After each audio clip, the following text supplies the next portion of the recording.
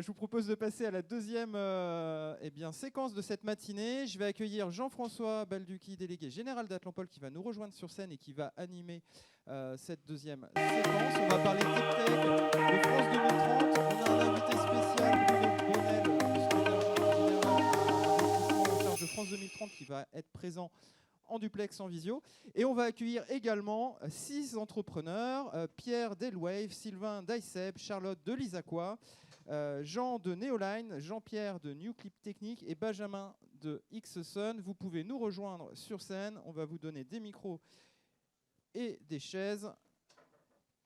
Et on est ensemble. Vous êtes avec Jean-François et Bruno Bonnel pendant une petite heure pour parler Deep Tech. Merci Simon. Moi je vais rester debout, il y a 6 chaises, allez-y, je vous en prie.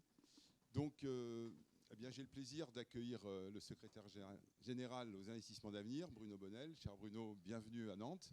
Je sais que tu reviendras bientôt physiquement, mais là c'est déjà vraiment merci d'avoir pu te libérer pour être en visio avec nous. Alors nous allons avoir la présentation très rapide, très concise, ils savent faire, de 6 entrepreneurs. Alors ne me faites pas de remarques sur le genre. Ils ont tous des gouvernances mixtes, mais les contraintes d'agenda, les aléas des agendas ont fait qu'aujourd'hui, vous n'avez que 6 hommes sur cette scène, mais ce n'est pas représentatif. Par contre, ils sont représentatifs de la richesse, de la pluridisciplinarité et de l'intensité de l'écosystème de la région, de Nantes, de la région et du Grand Ouest. Alors, je vais les laisser démarrer par un peu dire où ils en sont. Ils vont terminer par une courte question à Bruno Bonnel, sachant qu'ils sont tous les 6 lauréats de France 2030. Donc ils ne sont pas choisis par hasard et ils illustrent les enjeux de réindustrialisation, de souveraineté et de transition. Donc je démarre par Jean. Tu as 3 minutes 30, Jean, questions incluses, pour nous expliquer un peu plus où en est Neoline. Merci beaucoup Jean-François. Bonjour à toutes et tous. Bonjour Monsieur Bonnel. Donc, je m'appelle Jean Zentini, je suis le président de Neoline. Neoline, c'est une entreprise nantaise créée en 2015 dont l'objectif est de proposer des solutions de transport maritime les plus décarbonées possibles. Donc, le transport maritime dans le monde, c'est 90% du fret transporté, c'est à peu près 3% aussi des émissions de CO2 aujourd'hui. C'est beaucoup et pas beaucoup. C'est peu par rapport à d'autres modes de transport parce qu'on transporte quasiment tout, mais c'est quand même beaucoup parce que c'est équivalent d'Allemagne et surtout c'est malheureusement en augmentation proportionnellement au vu des efforts qui sont faits ailleurs. Donc nous on propose des solutions de transport qui se veulent compétitives, industrielles et qui visent le zéro émission. Donc c'est une sorte de quadrature du cercle et pour ça on s'appuie sur 2 piliers principalement, la sobriété, c'est-à-dire utiliser moins d'énergie et notamment aller moins vite, et l'usage d'une énergie très fortement décarbonée, même totalement décarbonée et disponible partout, c'est le vent. Et donc notre premier projet est développé depuis de nombreuses années. C'est un navire de commerce de 136 mètres qui est un roulier, qui est équipé des systèmes développés par les chantiers atlantiques de voiles et qui utilisera à plus de 80% ces voiles pour réduire d'autant sa consommation d'énergie et donc ses émissions associées. Il reliera Saint-Nazaire, Saint-Pierre-et-Miquelon, Baltimore et Halifax avec un départ tous les mois. Et nous avons eu l'immense joie et la fierté de pouvoir démarrer la construction de ce navire il y a un an, en janvier 2023. Aujourd'hui, il est en cours de construction en Turquie. Malgré cette construction étrangère pour des raisons d'industrialisation que vous connaissez, il y a quand même un investissement très fort d'environ 20 millions d'euros dans des entreprises françaises et notamment des entreprises innovantes, celles qui nous amènent les briques technologiques qui permettent d'utiliser le vent aujourd'hui tout en étant ponctuelles et donc en amenant un service vraiment utile aux chargeurs. Et donc nos principaux clients sont des entreprises locales mais à rayonnement international, notamment Manitou, Beneteau, Hennessy, Michelin, des grandes entreprises françaises de ce type qui nous font confiance et qui ont rempli le navire à l'aller.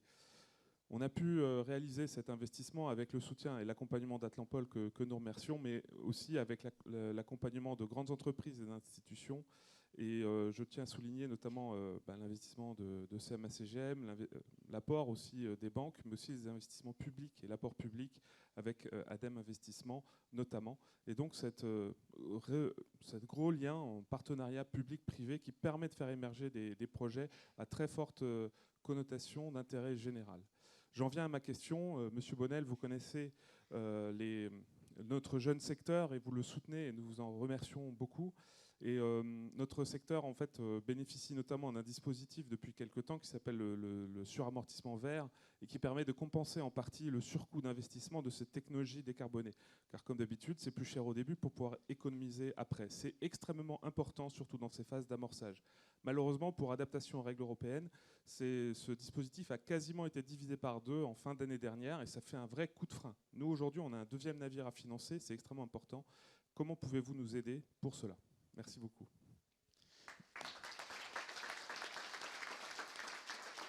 Alors, merci Jean. Alors Bruno Bonnel répondra à cette question à la fin des 6 pitchs. Comme ça, il pourra avoir toutes les questions qui sont dans la continuité des enjeux.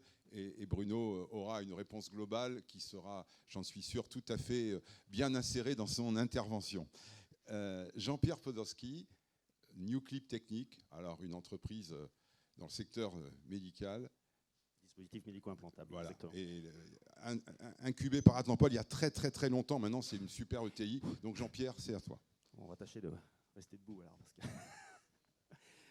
Bonjour à tous, bonjour Monsieur Bonnel. Donc effectivement, Newclip est une société qui a été incubée il y a plus de 20 ans maintenant par Atlampol et qui s'est donné pour mission depuis sa création de développer des dispositifs médicaux implantables sous la forme de ce qu'on appelle les implants d'ostéosynthèse. Donc ce sont des plaques vissées qui sont dotées de certaines caractéristiques technologiques assez avancées, où on fait beaucoup appel à la micromécanique, pour pouvoir en fait traiter différents types de pathologies. On peut avoir des patients qui subissent des fractures, hein. Ça vous est peut-être déjà arrivé malheureusement. L'objectif, c'est effectivement de redonner de la mobilité rapidement avec des solutions efficaces.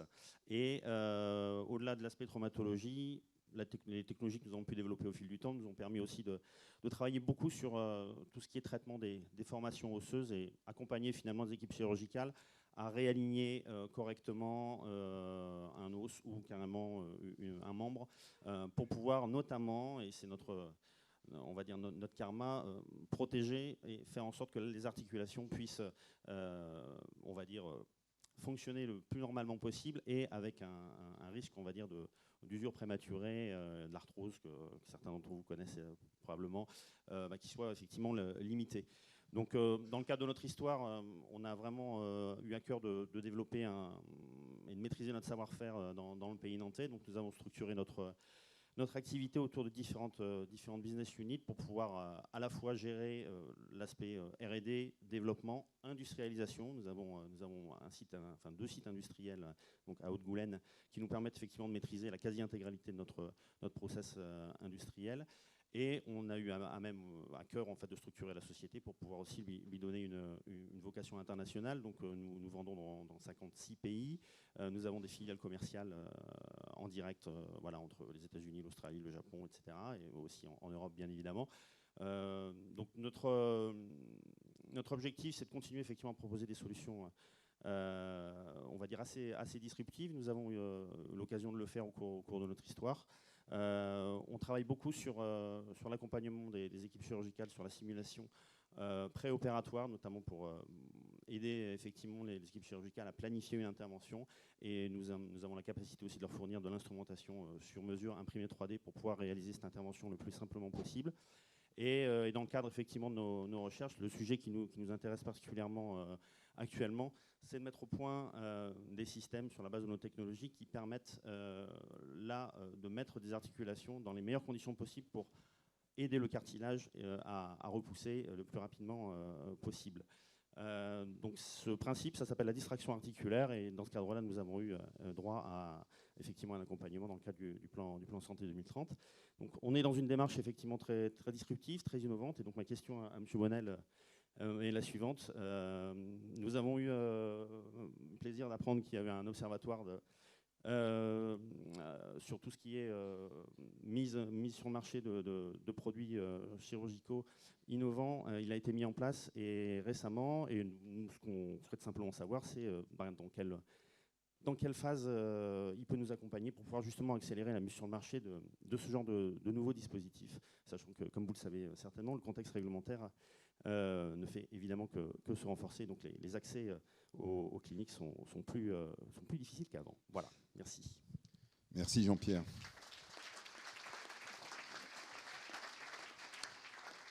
Donc, on va rester dans le domaine des dispositifs médicaux et Sylvain Picot va nous parler d'ICEP.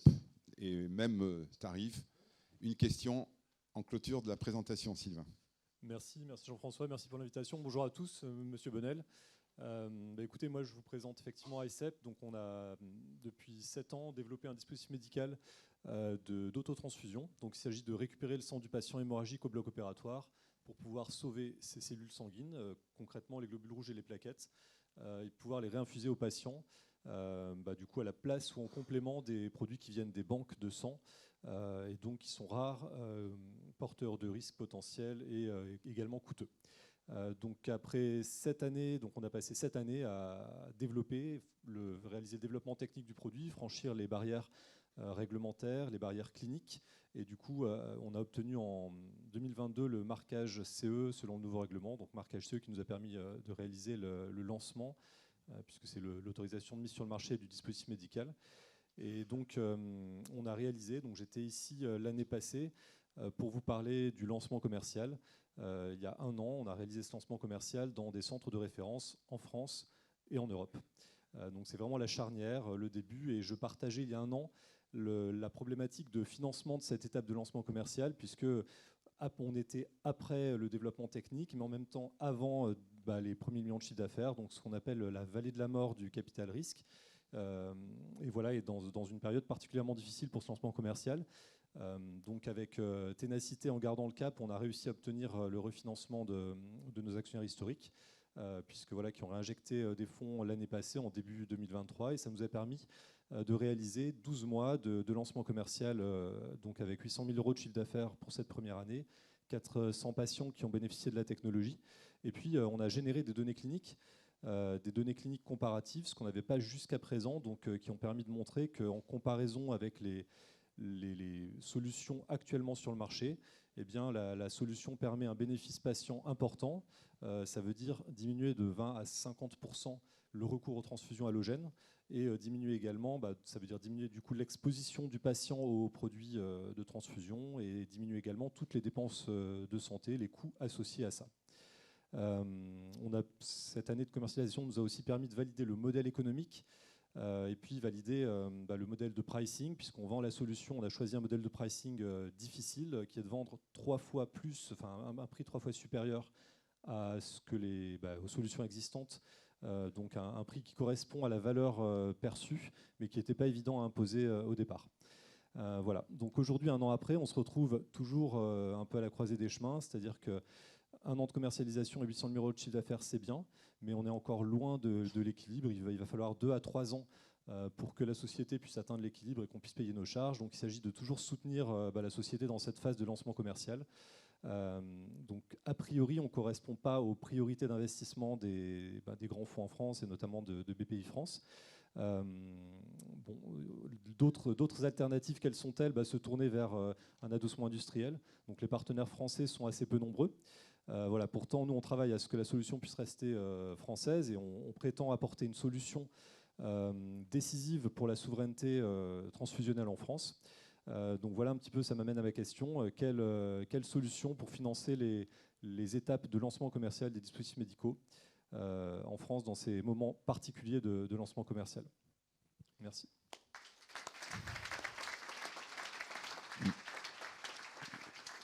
Merci Sylvain, je vois que tu es allé droit au but et c'est très bien. On change de secteur, le sens électrique, Pierre, tout à fait. Pour la société Elwave. Ouais. Bonjour à tous, bonjour monsieur le secrétaire général. Donc société Elwave, dont la société a été créée en février 2018, on valorise les travaux de recherche du laboratoire de biorobotique de l'IMT Atlantique à Nantes. Donc en fait on développe un nouveau type de capteur sous-marin électromagnétique C'est un capteur biomimétique. En fait, il est basé sur le mode de perception de poissons qui vivent dans les eaux tropicales, en Afrique et en Amérique du Sud. Les eaux sont très sales, très encombrées. La vision et la perception acoustique fonctionnent mal. Et l'évolution naturelle a conduit ces poissons à se doter d'un mode de perception particulier, adapté à ce milieu. Donc, le laboratoire de l'IMT Atlantique travaille sur le sujet depuis 2005 et on valorise des travaux de recherche. On développe donc des capteurs de détection sous-marins. Et la première version de ce capteur sous-marin, donc qui est existante, qui est commercialisée, fait de la cartographie des fonds marins. Alors, la cartographie des fonds marins, il y a un très grand nombre d'applications à la cartographie des fonds marins, des applications civiles, des applications de défense. Dans les applications civiles, on va trouver la détection des vieilles mines de la Seconde Guerre mondiale, la détection, le suivi des câbles et des pipelines pour leur surveillance, leur monitoring. Et dans le cadre du plan France 2030, l'appel à projet Grands Fonds Marins, il y a une application particulière qui sont donc les grands fonds marins et en particulier l'exploration scientifique. Donc mieux connaître les grands fonds marins, mieux connaître la biodiversité des grands fonds marins et donc tout ça en lien avec une potentielle et contestée exploitation minière. Donc il y a une phase préalable de mieux connaître les grands fonds marins et donc dans le cadre du plan France 2030, on développe notre technologie pour cette application. Des applications de défense également, donc on travaille avec beaucoup d'acteurs de la défense sur la robotique sous-marine, à équiper les robots et les drones sous-marins de nos capteurs pour les aider à mieux naviguer d'une part, et d'autre part pour les aider à faire la détection des mines, pour ce que l'on appelle le seabed warfare, donc c'est aller inspecter des gazoducs, donc il y a eu Nord Stream en particulier, et donc aller inspecter ce type d'infrastructure pour s'assurer qu'il n'y a pas d'anomalies, pour nous ça va être des anomalies électriques autour de ces infrastructures. Tout récemment, on a été sélectionné par l'OTAN, donc on est la seule société française à avoir été sélectionnée par l'OTAN pour suivre un programme d'accompagnement au développement de technologies innovantes pour les marines de l'OTAN. Donc aujourd'hui, on a un premier capteur, donc on rentre en phase de commercialisation, en particulier de commercialisation à l'export. 80% du marché est à l'export. Donc on a une problématique particulière qui sont les coûts associés à ce développement à l'export. Pour vendre du capteur ou pour vendre tout produit, il faut être présent physiquement, il faut être présent régulièrement dans toutes les zones à l'export. Ça coûte cher, ça coûte très cher, en particulier pour des jeunes sociétés innovantes, industrielles. Et donc du coup, la question porte sur le type d'accompagnement qui peut être réalisé dans ces phases d'export, d'initiation commerciale à l'export. En particulier, il y a un dispositif qui est ancien, bien connu, qui sont les VIE. Mais les VIE, dans leur mode actuel, vous avez un mode de fonctionnement qui est le même pour des grandes entreprises comme pour des startups. Donc en général, dans ce cas-là, pas forcément très adapté à des startups. Et donc voilà, c'est comment les pouvoirs publics peuvent aider à faciliter, favoriser le développement commercial à l'export, par exemple par une adaptation du principe ou du VIE adapté à ce type d'entreprise innovante et jeune. Merci. Merci Pierre.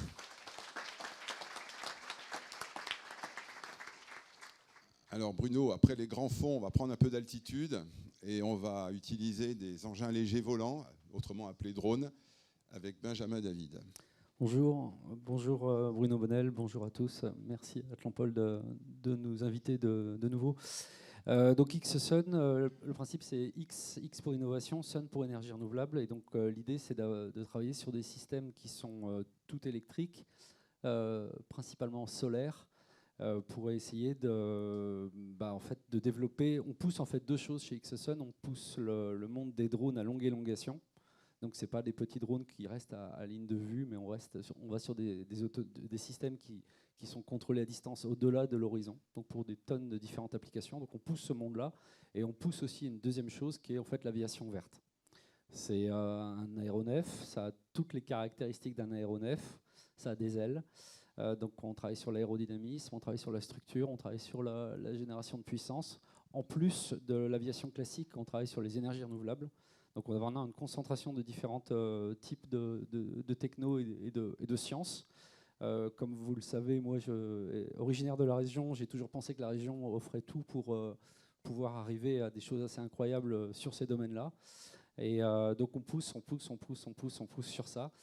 Donc quand on pousse sur ce monde-là, en fait, on vient toucher des nouvelles choses, on vient toucher une nouvelle réglementation. La bonne nouvelle, c'est qu'en Europe, le AESA s'est donné de tout un cadre réglementaire pour des drones à longue élongation, comme celui-ci, pour pouvoir opérer dans le mode civil. Parce que si la réglementation n'est pas là, on ne va pas favoriser et ouvrir un marché. Donc pas de marché, donc ça veut dire que d'autres marchés, type en Chine, type aux États-Unis, vont se développer avec toute la filière et toute l'industrie. Donc c'est essentiel que tout un mouvement, que ce soit réglementaire, des pouvoirs publics, du secteur privé, travaille dans la même direction pour y arriver. D'autres le font, si on ne le fait pas, eh ben on va être déclassé, c'est très simple. Donc nous on pousse ça.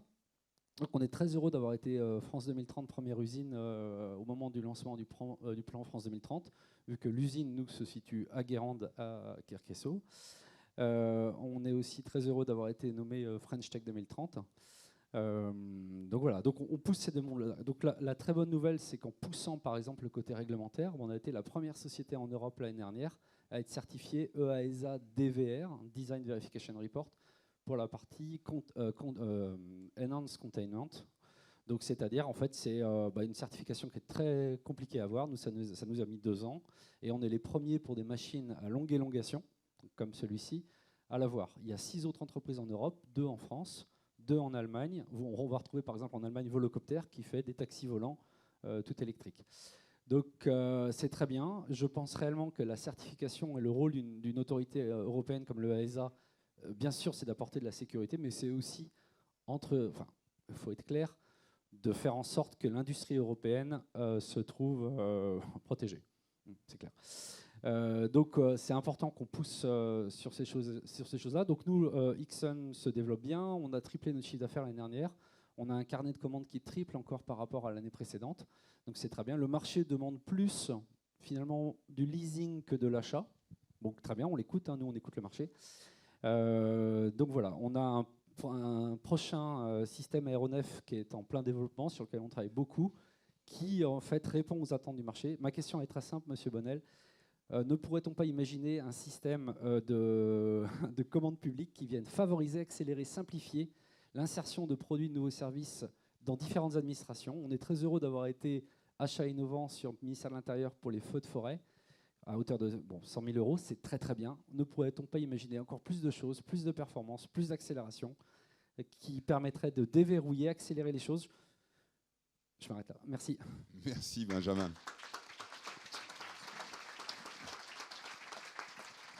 Alors, on va clôturer la session des présentations avec l'ISAQUA, Gabriel. Même punition, 3:30, avec tes 2 sujets inclus, bien évidemment. Merci. Okay. Bonjour à tous. Merci. Bonjour, Monsieur Bonnel. Donc moi, je suis Gabriel Bonneux, cofondateur de l'ISAQUA. Alors, on va parler crevettes. Donc, la crevette, c'est le 2e produit de la mer qui est commercialisé dans le monde, juste après le saumon. En France, on en importe chaque année 80 000 tonnes. Donc, c'est 80 000 tonnes de crevettes surgelées qui viennent d'Asie, d'Amérique du Sud.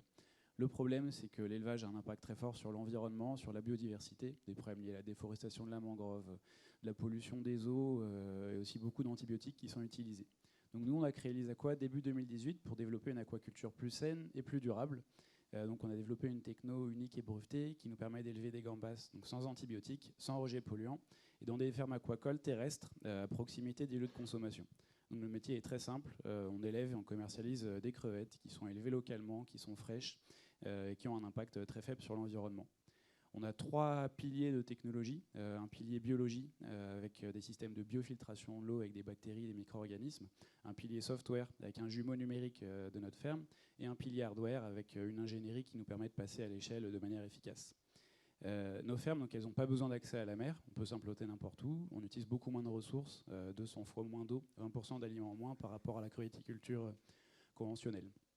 Donc, notre ambition, c'est de déployer un réseau de fermes, d'abord en France, puis ensuite en Europe, pour atteindre une capacité de production cumulée de 10 000 tonnes de crevettes par an. Donc aujourd'hui, après 6 années de recherche et développement, on est 35. On produit 10 tonnes de crevettes par an avec notre ferme pilote de Saint-Herblain, juste à côté. On vend nos crevettes partout en France. On a plus de 200 clients, une vingtaine de restaurants étoilés avec des très bons retours. Et on s'apprête à passer à l'échelle. Donc on va construire cette année la plus grande ferme de crevettes en Europe. On va produire 500 tonnes de crevettes par an près de Paris. Donc cette ferme va récupérer et valoriser la chaleur résiduelle d'un incinérateur dans le nord de la Seine-et-Marne pour chauffer nos bassins dans une logique d'écologie industrielle, donc diminution de l'impact environnemental du projet et diminution des coûts de production. C'est à ce titre qu'on a été aidé par le dispositif France 2030, donc le dispositif Première Usine, qui va cofinancer ce passage à l'échelle industrielle. Et donc j'ai droit à 2 questions. Nos crevettes donc aujourd'hui sont concurrencées par des crevettes importées qui ne respectent pas du tout les mêmes règles d'un point de vue de production au niveau des contraintes environnementales. Et pourtant, les règles d'étiquetage ne permettent pas du tout de transmettre ces impacts environnementaux jusqu'aux consommateurs. Du coup, une question, c'est comment est-ce que la réglementation pourrait évoluer pour mieux préserver l'environnement, par exemple interdire ou limiter l'import de denrées alimentaires à impact négatif sur l'environnement, ou alors comment on pourrait renforcer les obligations liées à l'affichage environnemental sur les étiquettes et sur la traçabilité. Une deuxième question est liée à la perception des collectivités locales vis-à-vis des startups innovantes. Nous, on va donc récupérer de la chaleur sur des incinérateurs. Donc, c'est des infrastructures qui appartiennent aux collectivités locales. Ça implique pour les collectivités locales de modifier ces installations, donc c'est des coûts.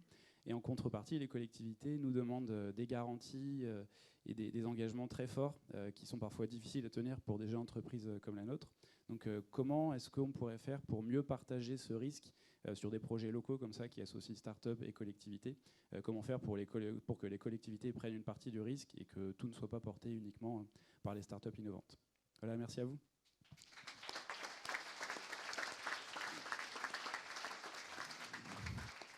Merci Gabriel. Donc merci à vous 6. Donc Bruno, qui est toujours en ligne avec nous, va pouvoir maintenant, sur la base de ces présentations et de ces questions, nous délivrer son message, et je le sais, tout en abordant les sujets que vous avez évoqués. Je voudrais préciser donc pour Bruno que au début de ces présentations, nous avons eu le plaisir d'accueillir la présidente de Nantes Métropole et de France Urbaine, et également présidente d'Atlampol, qui interviendra, Bruno, dans les 5 dernières minutes. Alors après, maintenant, c'est toi le maître du temps. Tu as une demi-heure. Tu peux prendre un peu moins si tu veux de l'interaction. Je te laisse le micro. Merci, merci à tous. Et d'abord, première remarque, quel foisonnement, quelle région, quelle ville. Franchement, félicitations pour la qualité de ce qui a été présenté. En plus, je ne sais pas si vous êtes tous entraînés, mais avec une concision et une précision qui étaient remarquables. Donc, d'abord, un grand bravo et un grand merci aux lauréats. Je vais évidemment répondre à toutes les questions qui m'ont été posées, mais avant, je voudrais profiter de l'audience qui est devant moi pour peut-être vous resituer France 2030 dans le contexte 2024, le fameux millésime français dont a parlé le président de la République. Et vous précisez l'importance d'avoir ce dialogue direct avec les entrepreneurs au-delà de la distribution de subventions ou de la réflexion sur les différentes réglementations que vous m'avez posées. J'y reviendrai tout à l'heure. On vit un moment de l'histoire du monde qui est rare. On vit un moment où on a un basculement à cause d'un certain nombre à la fois de défis, le défi climatique, on l'a vu, ou le défi démographique, le défi énergétique, mais également un moment intéressant parce que des nouvelles technologies, que ce soit du microprocesseur à l'intelligence artificielle, en passant par toute la robotisation des entreprises industrielles, on est dans un basculement qui est aussi important que ce qu'on a vécu et qui s'est appelé quelques années plus tard la révolution industrielle. On voit bien que l'impact d'une révolution industrielle sur nos sociétés a été qu'on a changé nos modes de vie, nos modes de consommation, nos modes de travail, les rémunérations de ce travail. Et en fait, on est passé d'une civilisation qui était basée sur l'artisanat, sur une rémunération à la tâche, dans des petites structures, avec la révolution industrielle et l'arrivée de la machine, après les outils, on est arrivé dans une organisation sociale totalement différente, les métropolisations, l'élévation grâce aux ascenseurs des villes, donc une plus grande concentration humaine, et par là même un certain nombre de révolutions dans notre quotidien que nous vivons depuis globalement 2 siècles. Là arrive un grand choc, le choc du numérique où l'électron ne se contente plus d'éclairer, mais en plus il apprend, mais en plus parfois il comprend et il peut aider et augmenter les capacités humaines. Donc c'est cette période que moi je qualifie de révolution industrielle, hein, pour la différencier de la précédente, qui explique le bouleversement quotidien que nous vivons. Et quel est le rôle de l'État là-dedans? Le rôle de l'État a été, au moment de la révolution industrielle, d'accompagner les entrepreneurs sous d'autres formes, en donnant des concessions par rapport, en donnant, vous l'avez cité, de la commande publique à l'époque, en essayant de dire s'il y a des innovateurs, s'il y a des entrepreneurs qui veulent justement ouvrir la voie de la révolution industrielle, faire prendre conscience à nos concitoyens qu'effectivement nous aurons des nouveaux produits et nous aurons des nouveaux usages, eh bien l'État doit les accompagner. Et le plan France 2030, il s'inscrit non pas comme le plan de relance, qui était un plan de consolidation du tissu industriel, il s'inscrit vraiment dans cet élan, il s'inscrit vraiment dans cet effort que fait l'État pour accompagner la nation dans sa transformation, j'allais presque dire dans sa métamorphose. On passe d'un état de société qui est chenille fossile vers un état d'une société qui sera papillon électrique. Et donc nos concitoyens ont énormément de difficultés, on le voit encore même aujourd'hui dans l'actualité, dans le monde agricole, énormément de difficultés à basculer, parfois à accepter, à ne pas en tout cas dénier le fait que le monde va être bouleversé, le monde va changer. Et le rôle des entrepreneurs là-dedans, il est essentiel. Il est essentiel parce que vous êtes comme des sentinelles. Vous êtes comme des personnes qui sont aux avant-postes, qui, par votre vision, par votre travail, par l'exécution quotidienne de cette vision, eh bien vous définissez ces nouveaux objets. Vous définissez ces nouveaux usages, vous définissez ces nouveaux process. Donc le rôle des entrepreneurs est clé dans l'acceptation de la société à basculer dans sa nouvelle forme et non pas à rester dans un déni et à résister à ce que j'appellerais le progrès. Et ceci, ce n'est pas dans un objectif de juste faire du plus, ce n'est pas de dire nous allons juste produire plus efficacement pour faire plus d'argent et avec une simple finalité, j'allais dire, strictement capitalistique. Ce n'est pas non plus dans l'angoisse de produire beaucoup moins, en disant la décroissance, c'est la solution à d'autres défis, notamment le défi climatique et environnemental. C'est surtout le défi du produire mieux. C'est le défi du comprendre mieux, c'est le défi du vivre mieux.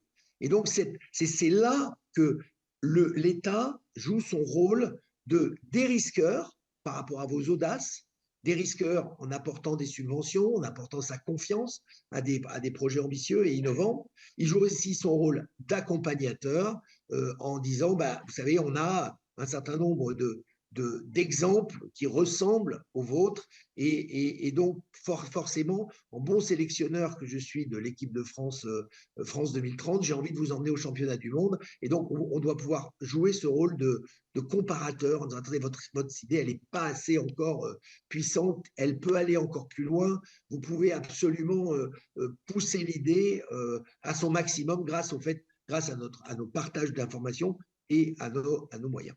Voilà, je voulais quand même vous resituer ça parce que je pense que si je ne profite pas de l'audience que j'ai devant moi à Nantes pour vous expliquer le rôle essentiel que vous avez en étant des espèces de sachants du futur. C'est pour ça que la baseline de France 2030, c'est rapprochons le futur. Vous êtes ces sachants du futur. Et il faut absolument que vous soyez les missionnaires auprès de nos concitoyens pour les accompagner dans la compréhension de ce monde nouveau et finalement de leur dire n'ayez pas peur.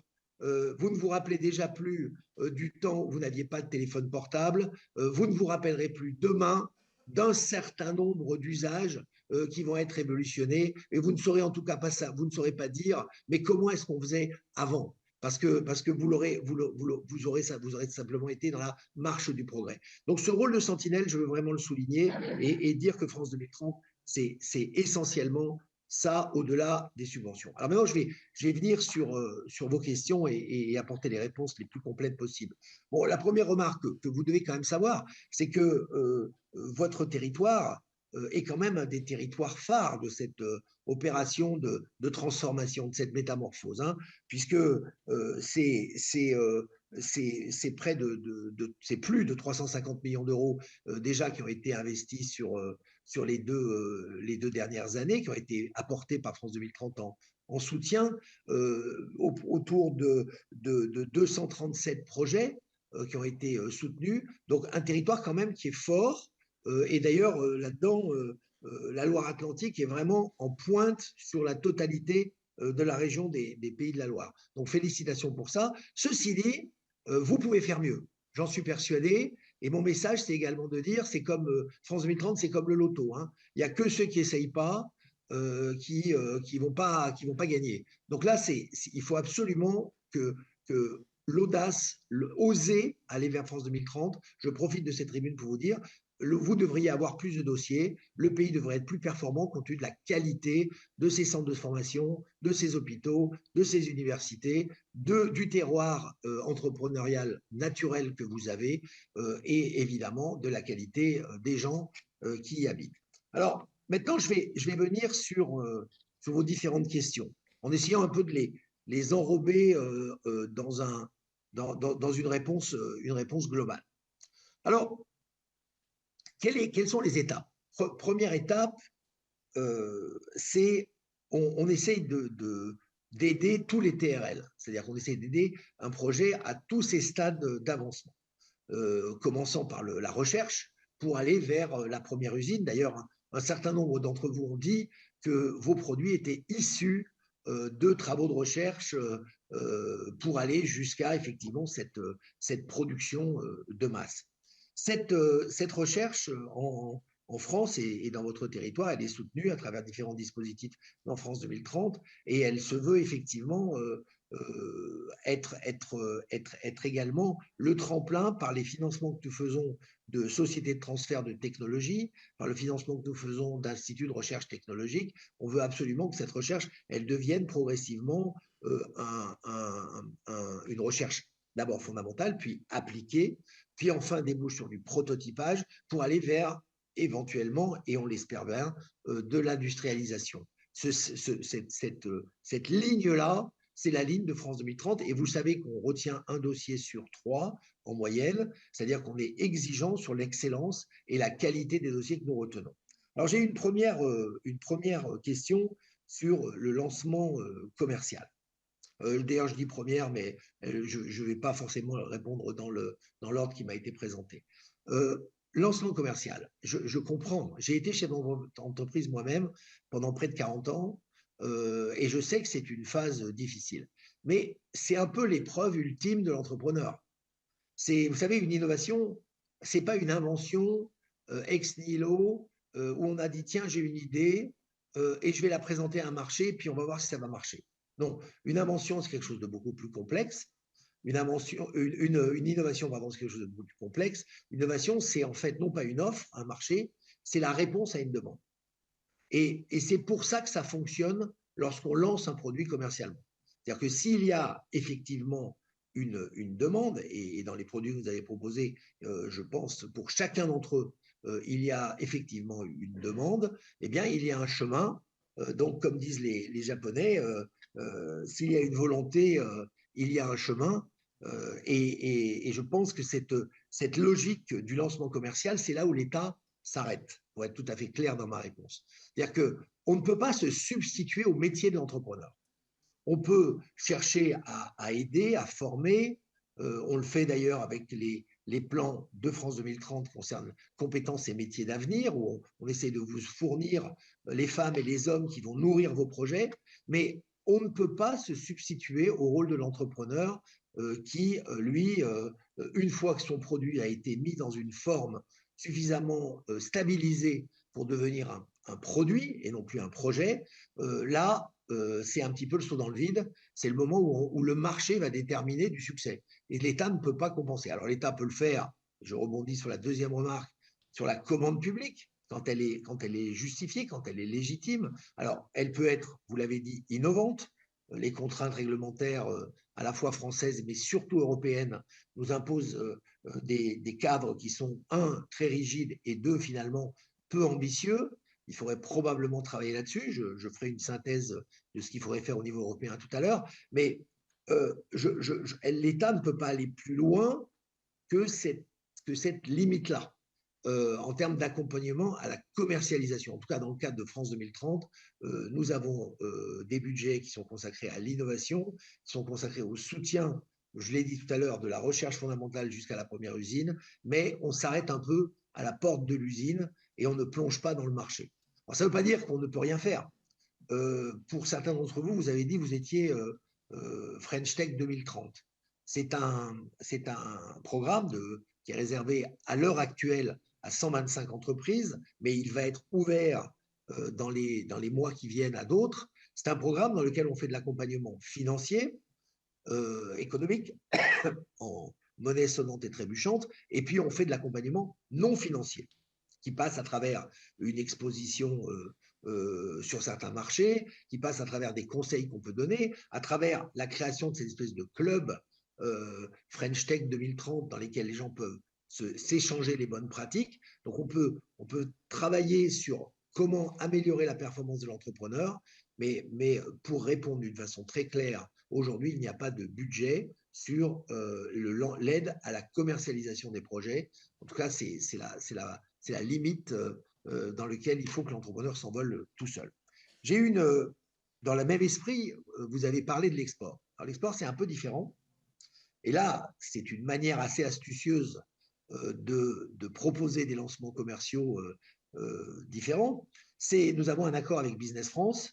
Cet accord, il porte sur 1000 lauréats France 2030, donc c'est bien plus large que French Tech 2030. Et nous cofinançons avec Business France 50% de tous les frais de commercialisation à l'export d'un projet.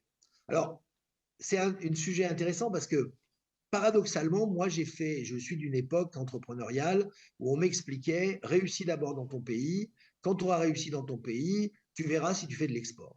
Moi, je vous encourage à faire exactement le contraire.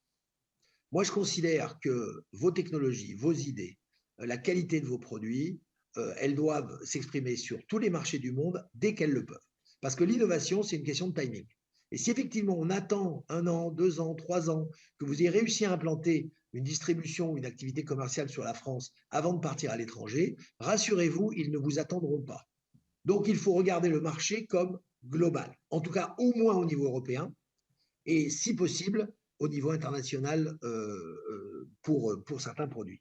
Donc ça veut dire qu'avec l'aide de Business France et les moyens de France 2030, consacré à l'export, ça s'appelle Business France 2030, le programme, eh bien, vous pouvez avoir tout de suite 50% de vos frais de développement, qui soient sur le VIE, qui soient sur les frais de voyage, qui soient sur éventuellement des frais d'installation. Vous pouvez avoir jusqu'à 100 000 euros. Donc, nous finançons à 50% les activités export. Donc, je ne saurais que vous encourager tout de suite à vous ouvrir les chakras internationaux quand vous avez un produit qui est prêt à attaquer un marché. Alors, j'ai une autre question, j'ai eu 2 questions qui se ressemblent sur, d'une part, la réglementation environnementale et d'autre part, le soutien à la transition écologique. Bon, la réglementation environnementale, elle va évoluer. Je pense que c'est au niveau européen. Nous avons notamment l'éco-score qui va être mis en place dès 2025. Je ne suis pas dans le secret des dieux, mais je sens quand même dans l'air une réflexion dans toutes les industries sur la protection par une taxe carbone de ce qui ne vient pas de l'Europe, d'où d'ailleurs l'attractivité d'un certain nombre de pays qui vont s'installer, d'un certain nombre de sociétés qui veulent s'installer sur le sol européen pour éviter la taxe carbone, ce qui est très bien d'ailleurs pour notre réindustrialisation. Moi, j'ai pas de problème par rapport à ça. Donc, je pense qu'entre cet EcoScore 2025, les évolutions globales de tous les pays qui se sentent maintenant assez agressés, je pense notamment à l'Allemagne, qui effectivement voit que ses ventes de voitures de luxe en Chine ne compensent plus les dumpings commerciaux sur un certain nombre de produits que les Chinois font sur le sol européen. Tout ça va s'équilibrer et à l'horizon 2025-2026, on aura des barrières, à mon avis, environnementales qui seront satisfaisantes dans plein de domaines. Ça va prendre du temps. Parce que, encore une fois, il faut qu'on dise la vérité aux gens, il faut qu'on arrête de leur faire croire que le temps complexe politique de mettre d'accord l'Europe n'est pas le temps du compte d'exploitation trimestriel de la Bourse de Paris. Ça prend du temps parce qu'il faut des négociations, il faut mettre des barrières, il faut trouver le bon niveau, etc. Mais on est sur la bonne voie. Et du coup, effectivement, pour rebondir sur la question sur le soutien à la transition écologique, j'allais dire France 2030 ne fait que ça. Quand on soutient l'industrie du vélic, c'est bien qu'on est dans une logique de dire on veut soutenir cette transition écologique d'une façon déterminée. Là, en l'occurrence sur les bateaux à voile qu'on réinvente en quelque sorte, et tant mieux. On se aperçoit quand même qu'il y a des forces naturelles qui vont nous permettre de faire des économies d'énergie et diminuer les empreintes carbone. Et je pense que l'un va un peu avec l'autre. En protégeant nos territoires et en stimulant par l'investissement l'innovation de la transition écologique, on fait notre part. À l'heure actuelle, en tout cas pour France 2030, il n'y a pas d'autres critères. Sur enfin les financements, les financements pour les dispositifs médicaux, qui était un truc un petit peu plus pointu sur comment aider en fait à la réglementation intérieure cette fois-ci, comment on peut arriver à accélérer les procédures. L'Agence Innovation Santé fait partie de France 2030.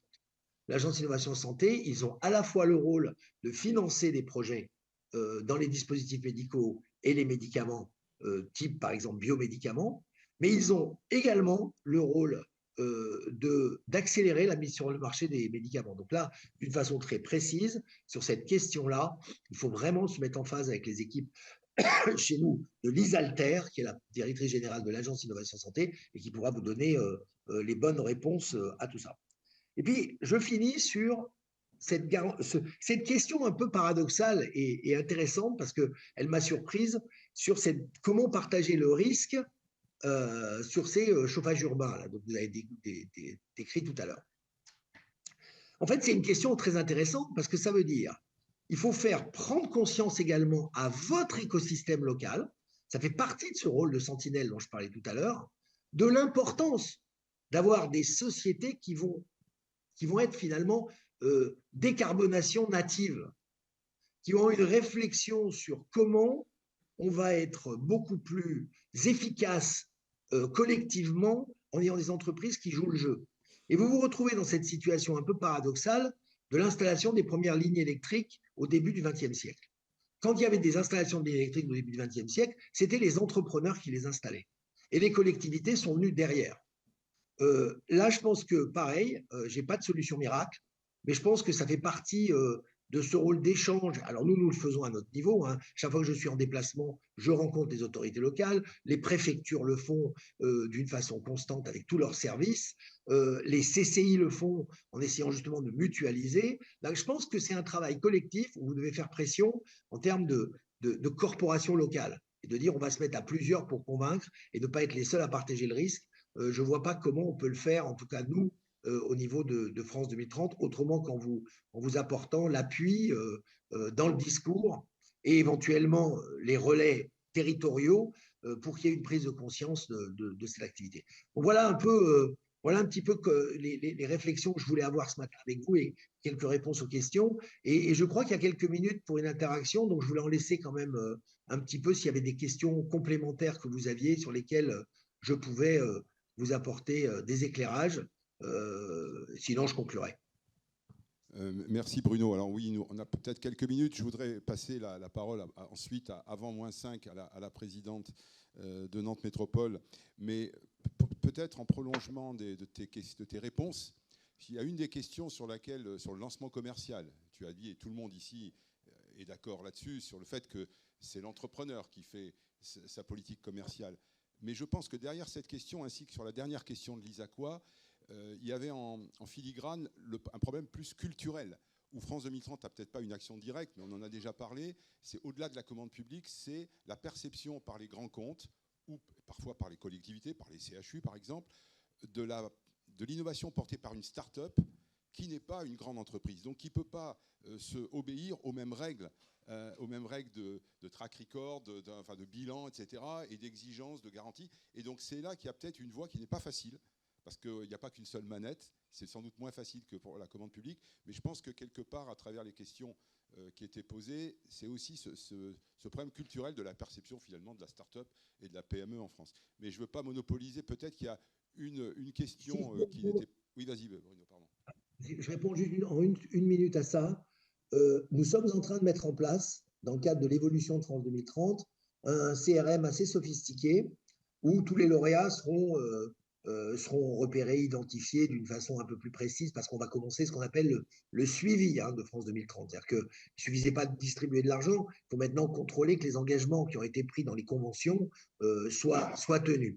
Ça, c'est la partie, je dirais, c'est la partie un petit peu administrative. Mais derrière ça, nous voulons mettre en place, et j'ai commencé moi-même en rencontrant un certain nombre de grands groupes et de collectivités, on veut mettre en place ce que, si on était dans l'Internet, on appellerait une place de marché. C'est-à-dire de systématiquement proposer des informations entre des startups et des grands groupes sur des questions qui nous sont posées, que ce soit sur la transition énergétique, que ce soit sur l'alimentation, que ce soit sur la santé. Donc, essayer de fabriquer des ponts entre ces grosses entreprises et les startups. C'est en route, c'est en place. Je pense qu'on fera des annonces à ce sujet-là à la fin du premier trimestre. Merci. Alors, on va peut-être prendre, je regarde la montre, on a peut-être le temps de prendre une question avant que je demande à Johanna Roland de nous rejoindre sur scène. Et puis tu pourras ensuite peut-être, si il te restera une minute pour une conclusion, est-ce qu'il y a éventuellement une question? Je sais qu'il y avait Velco qui voulait peut-être poser une question. Pierre, je ne sais pas s'il est là. Ou parmi vous 6. Oui, une question. Je te laisse te présenter. Bonjour à tous, bonjour Monsieur Bonnel, Grégory Lecohen, Société Virquin. Merci pour votre discours qui est très clair. On sent que vous avez un vécu industriel et c'est la tendance et c'est une bonne chose que la fonction publique nous accompagne avec des experts et c'est parfait comme ça. L'innovation, c'est bien. La relocalisation industrielle, on en parle beaucoup. Est-ce que la relocalisation industrielle d'un groupe comme moi ou qui produit dans plusieurs pays entre dans le cadre de France 2030 et à ce titre-là, est-ce qu'il y aurait quelque chose à faire ensemble? Alors, je suis désolé, mais je ne connais pas tous les groupes industriels de France, donc je vais répondre d'une façon un peu générique en vous disant que si vous êtes dans les purs des objets France 2030, qui sont effectivement, je ne vais pas les lister, mais par exemple, fabriquer 2 millions de véhicules en France, fabriquer des biomédicaments, participer à l'élaboration du premier avion bas carbone, etc., etc. Donc, si votre activité industrielle rentre dans les briques technologiques nécessaires à l'atteinte de ces objectifs, évidemment qu'il nous intéressera et on regardera comment vous pouvez relocaliser un maximum de choses en France. C'est trop spécifique comme question pour que je vous réponde pour votre groupe, mais d'une façon générique, je dirais que tout ce qui ramène sur le sol français de la souveraineté, de l'emploi et tout ça avec un souci de décarbonation, et dans les purs de ce que veut faire le gouvernement. Donc, si ce n'est pas France 2030, on saura en tout cas trouver des pistes pour que d'autres dispositifs gouvernementaux puissent vous aider. Donc, avec grand plaisir, si vous voulez relocaliser en France, on sera en tout cas un point déjà d'accroche pour pouvoir redistribuer. Merci Bruno. Je ferai le lien pour suivre en fait la problématique plutôt des ETI d'une manière générale. Je vais donc demander à Johanna Roland, donc présidente maire de Nantes, présidente de Nantes Métropole, présidente de France Urbaine et d'Atlampol, voilà, qui va sans doute pouvoir répondre aussi à d'autres questions. Et puis merci de rester avec nous encore quelques instants, Bruno. Merci Jean-François, bonjour à chacune et à chacun. Je salue évidemment Bruno Bonnel que je suis ravie de retrouver, même si c'est par interaction. Vraiment, c'est un grand plaisir et une fierté avec Francky Trichet d'être avec vous à nouveau ce matin. Bruno Bonnel l'a dit, on est un des territoires les plus dynamiques et les plus engagés sur les sujets qui nous réunissent aujourd'hui. Et je crois que ce n'est pas tout à fait le fruit du hasard en réalité. C'est le fruit d'un cap, d'une action collective, publique, privée, en bonne intelligence, chacun dans son rôle, chacun dans ses responsabilités, mais en essayant au maximum de viser l'ambition, l'innovation et l'efficacité partagée. Moi, je voudrais peut-être revenir sur 3 enjeux qu'on sent, nous, fortement monter et qui sont revenus d'ailleurs dans un certain nombre de vos pitchs. Le premier, c'est évidemment la question de l'international. On le sait, on a un enjeu sur la manière de passer à l'international et dans une ville qui est historiquement un port, une ville d'estuaire, une ville tournée vers le grand large, ça a évidemment beaucoup de sens. Le deuxième enjeu pour nous, c'est le croisement des filières et l'hybridation. Je disais hier au directeur de France Travail qu'on a eu le plaisir d'accueillir sur notre territoire que la force de Nantes, quand je dis Nantes, c'est la métropole, la région, le Grand Ouest, tout le monde ensemble. On est capable de jouer collectif sur ces sujets-là. C'est d'avoir à la fois un tissu économique très divers qui nous a permis, quand il y a eu des crises nationales, de mieux amortir et de mieux rebondir, et puis d'avoir aussi des filières stratégiques assumées. Santé du futur, industrie du futur, alimentation du futur, numérique, industrie culturelle et créative, j'y reviendrai d'un mot. Donc cette capacité à faire se croiser les écosystèmes qui existent sur notre territoire, c'est vraiment un enjeu sur lequel on veut continuer à monter. Et puis le troisième, ça a été évoqué aussi, c'est l'impact. C'est l'impact d'abord parce que c'est notre responsabilité et que nous, on voit dans cette responsabilité une opportunité et que notre territoire a fondamentalement les ressources pour jouer sa carte sur ces sujets d'impact.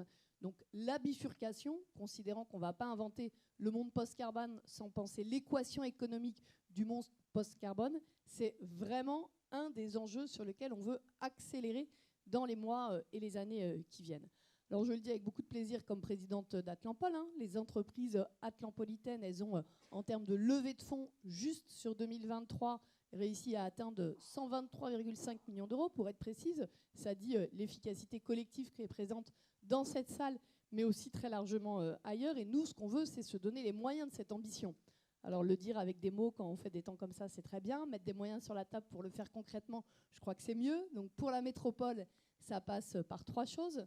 D'abord, ça passe par les logiques d'accompagnement au pluriel. Pourquoi j'insiste sur le pluriel ? Parce que vraiment, nous, on est sur cette question du continuum enseignement supérieur, recherche, innovation, développement économique, emploi. C'est ce continuum qui nous intéresse au titre de l'intérêt général, au titre du rayonnement du territoire, au titre des potentialités. Et franchement, je vous propose d'applaudir toute l'équipe d'Atlampol parce que ce n'est pas le hasard si vous êtes nombreux dans cette salle, c'est aussi parce qu'il y a une équipe qui, au quotidien, fait ce boulot. Donc je pense qu'il mérite bien, avec Jean-François, une petite salve d'applaudissements, si vous voulez bien.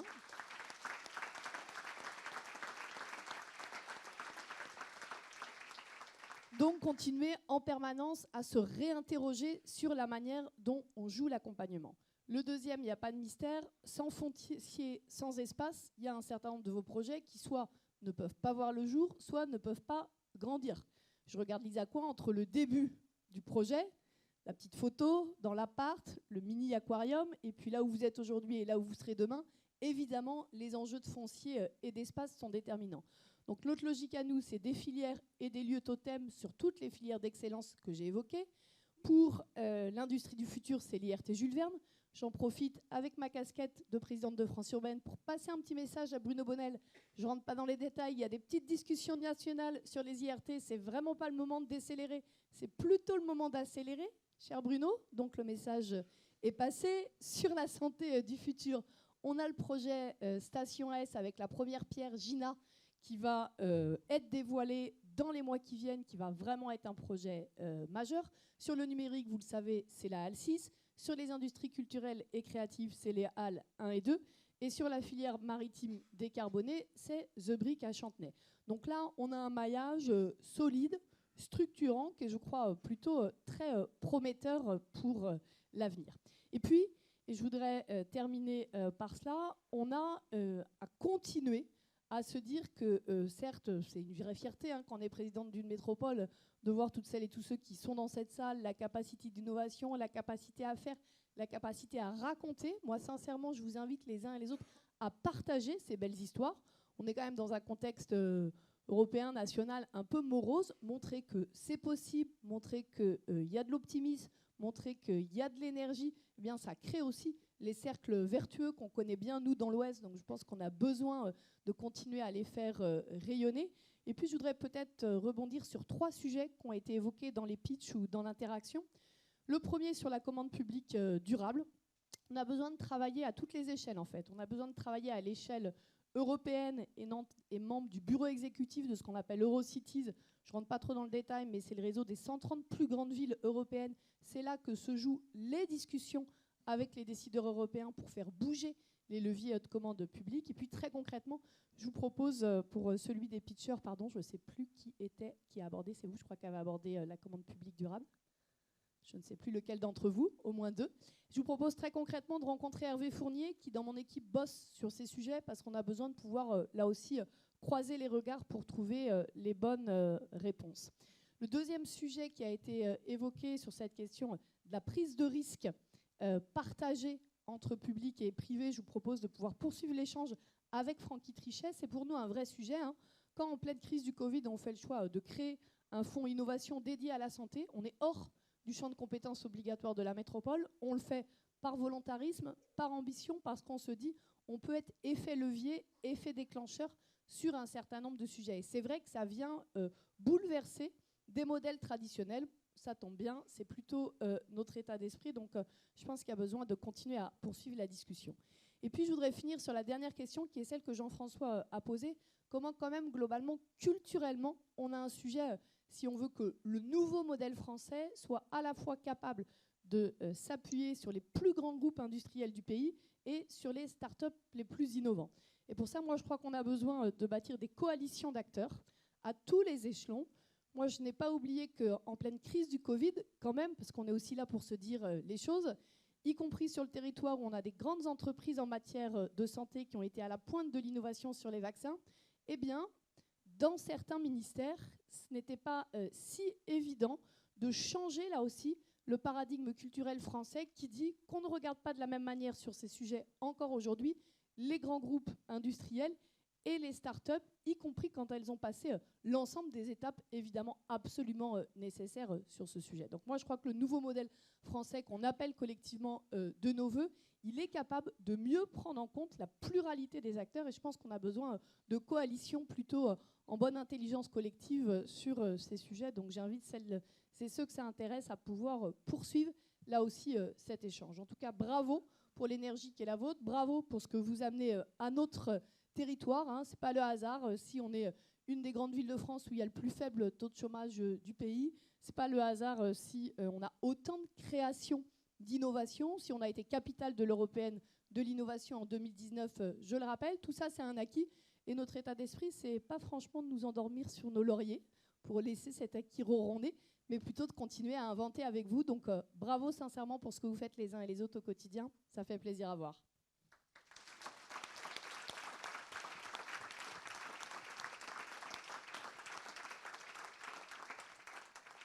Merci, Johanna. Donc, Bruno, je sais que tu as des impératifs, mais si tu veux dire un mot de conclusion, réagir, tu es libre, on t'écoute avec beaucoup d'attention. Écoutez, moi, je vais juste dire bravo au territoire.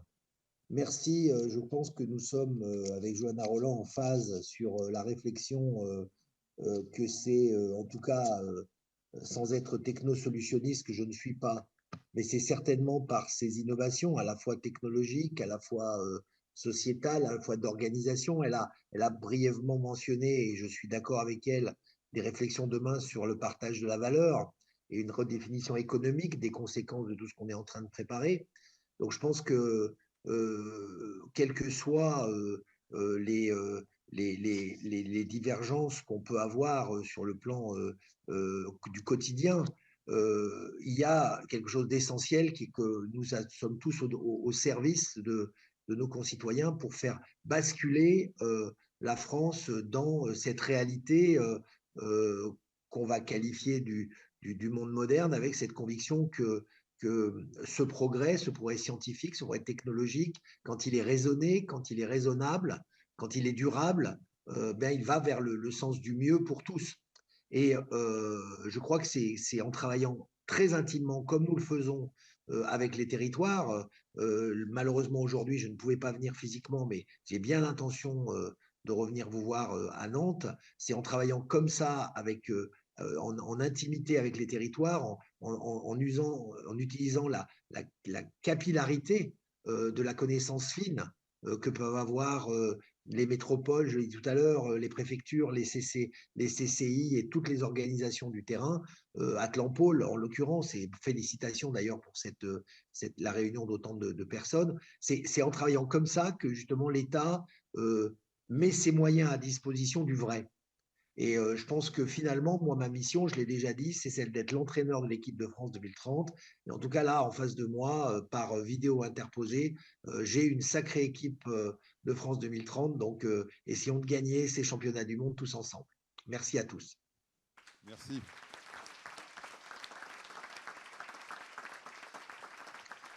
Je dois vous quitter, si vous voulez bien, parce que j'avais un impératif. Donc, bonne fin de journée. À très bientôt, Bruno, et on prépare avec la préfecture ta venue pour un prochain comité de suivi, parce qu'il y a beaucoup d'entreprises qui ont d'autres questions à te poser. Bonne journée et à très vite. Avec grand plaisir. Avec grand plaisir. Bien, Bernard, je te rends le micro. Je remercie à nouveau les 6 entrepreneurs qui ont posé des questions qui ont été transmises de toute façon. Donc, il y aura un suivi, hein, bien évidemment. Et pour le groupe Lecointe aussi, moi, la question des ETI qui sont souvent un peu entre deux. J'ai eu l'occasion d'en parler aussi avec Jean-Luc Longeroche. On a beaucoup échangé sur la question où on est trop petit ou on est trop gros. Et donc, parfois, on n'est pas forcément idéalement placé pour un certain nombre de dispositifs publics. Donc, Bernard, je te rends le micro, la scène et tout le reste. Merci Jean-François. Voilà, on arrive au terme. Merci, vous pouvez regagner vos places. Merci beaucoup.